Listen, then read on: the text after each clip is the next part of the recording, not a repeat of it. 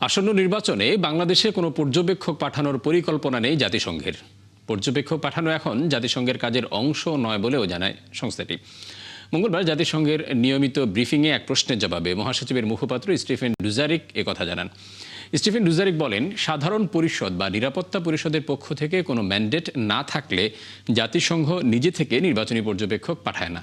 তবে বাংলাদেশে জাতিসংঘের কার্যালয় নির্বাচন সংক্রান্ত কোনো কারিগরি সহায়তা দিচ্ছে কিনা সে বিষয়ে খোঁজ নেওয়া হবে বলে জানান তিনি।